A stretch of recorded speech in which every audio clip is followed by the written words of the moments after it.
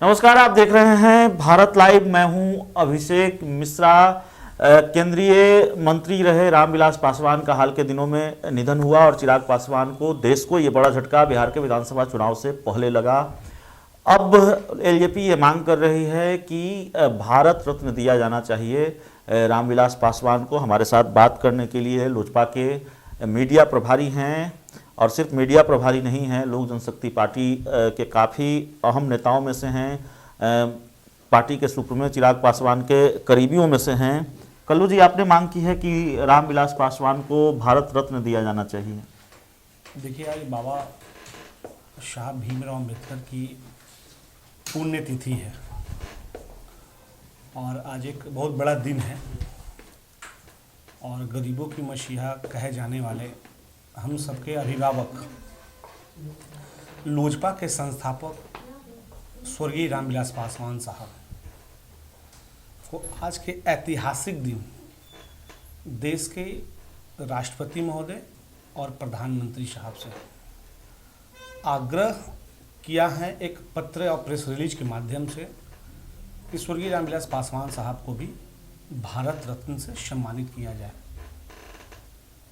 क्योंकि गरीबों की मसीहा कहे जाने वाले, दलितों शोषितों के नेता रहे, 51 साल की राजनीतिक, और उन्होंने जिस तरीके से देश के साथ बिहार का, जिस तरीके से उन्होंने उन्नति का जो कार्य किया, तो तमाम लोगों का भी ये इच्छा है और तमाम लोक जनशक्ति पार्टी के कार्यकर्ता होने के नाते मेरा भी एक हार्दिक इच्छा है कि उन्हें भारत रत्न से सम्मानित किया जाए। लेकिन इससे पहले एक मांग आपने और की थी, रीना पासवान जी को राज्यसभा भेजा जाना चाहिए एनडीए की तरफ से, वो मांग तो मानी नहीं गई।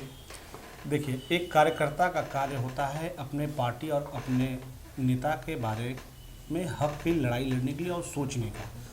जैसा कि हम पार्टी का एक सिपाही हैं, और एक सिपाही का कार्य होता है कि अपने पार्टी के प्रति सच्चा सद्भावना से कार्य करें। वो हमने किया।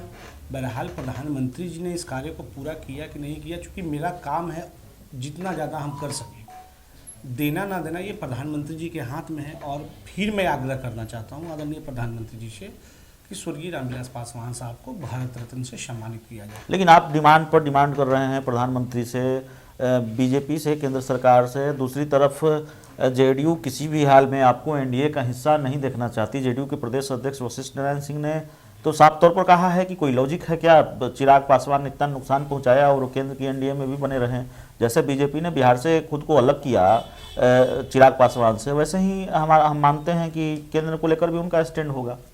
देखिए, वशिष्ठ बाबू हमारे अभिभावक सम्मान्य हैं, और मैं उनसे ये पूछना चाहता हूँ कि वो जो हमसे ब्लेम कर रहे हैं और हम पे जो पूछ रहे हैं, ये भारतीय जनता पार्टी से क्यों नहीं पूछ रहे हैं। उनके ही मंत्री जिगेश मिश्रा साहब ने जिस तरीके से कल बताया कि लोक जनशक्ति पार्टी के राष्ट्रीय अध्यक्ष आदरणीय चिराग पासवान जी एनडीए में थे, हैं और आगे भी रहेंगे, तो बहरहाल हमसे ज़्यादा अच्छा वही बता पाएंगे, क्योंकि भारतीय जनता पार्टी के साथ मेरा मजबूती से केंद्र में इंटैक्ट है, उसमें कहीं कोई। तो जिगेश मिश्रा का जिस तरह का बयान सामने आया है, जाहिर है उससे आप गदगद हैं। नहीं, गदगद हैं भी, और हमारे राष्ट्रीय अध्यक्ष आदरणीय चिराग पासवान जी लगातार बोलते रहे, चुनाव के दरमियान भी और आज भी। कई एक साहब प्रेस वार्ता में उन्होंने स्पष्ट कर दिया है कि भारतीय जनता पार्टी के साथ मेरा बहुत ही अच्छा गठबंधन है, उसमें कहीं कोई दिक्कत नहीं है। तो चिराग पासवान और बीजेपी का गठबंधन नहीं टूटेगा, चिराग पासवान और बीजेपी की दोस्ती नहीं टूटेगी, जिस तरह का बयान सामने आया है जिगेश मिश्रा का, उस पर भी हमने बात की कृष्ण कुमार कल्लू जी से। और सबसे बड़ी खबर यह है कि कृष्ण कुमार कल्लू जी ने मांग की है कि रामविलास पासवान को भारत रत्न दिया जाना चाहिए। तो इस पूरे इंटरव्यू में इतना ही। बहुत बहुत धन्यवाद।